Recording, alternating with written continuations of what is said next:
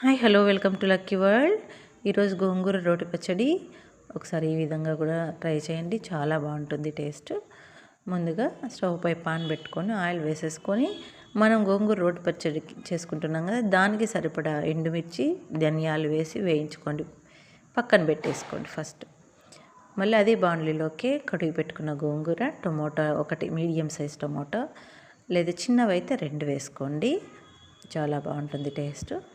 ఇలా మనం గోంగూర కడిగి వేసుకుంటున్నాం కదండి, వాటితోనే గోంగూర టమోటా మగ్గిపోతుంది. మూత పెట్టేసుకొని బాగా మగ్గిచ్చేసుకోండి. ఈలోపు మనం రోల్ తీసేసుకొని మనం ముందుగా వేయించి పెట్టుకున్నాం కదండి ఎండుమిర్చి ధనియాలు, వాటితో పాటు వాటిలో కొంచెం జీలకర్ర కొంచెం ఉప్పు కూడా వేసుకొని దంచేసి పెట్టేసుకోండి.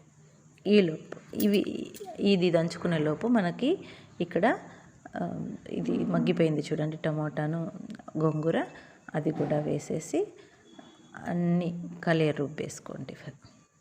ఇది కలియ రుబ్బేసే తర్వాత మళ్ళీ పాన్ పెట్టేసుకొని కొంచెం ఆయిల్ వేసేసుకొని తిరగమాతకి దాంట్లోకి కొంచెం శనగపప్పు, కొంచెం మినప్పప్పు, కొద్దిగా ఆనియన్స్, ఆవాలు జీలకర్ర, ఆనియన్స్, కొంచెం కరివేపాకు అన్నీ తిరగమాతకు వేసేసుకొని ఆనియన్స్ మంచి కలర్ రావాలండి.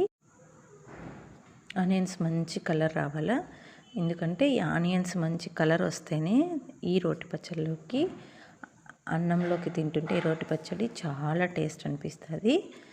ఆనియన్స్ మంచి కలర్ వచ్చే వరకు వేయించేసుకోండి.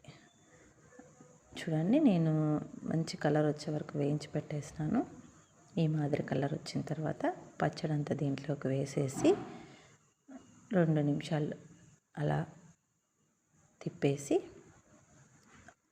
ఫైనల్గా గోంగూర రోటి పచ్చడి అంటేనే కొంచెం పచ్చి ఉల్లిపాయ ఉండాలి మనకి, అది కూడా లాస్ట్లో ఇది మగ్గిన తర్వాత లాస్ట్లో తినేటప్పుడు మీరు పచ్చి ఆనియన్స్ కూడా వేసుకోండి, చాలా టేస్ట్గా బాగుంటుంది, సూపర్ ఉంటుందండి. ఒకసారి ట్రై చేయండి. Thanks for watching.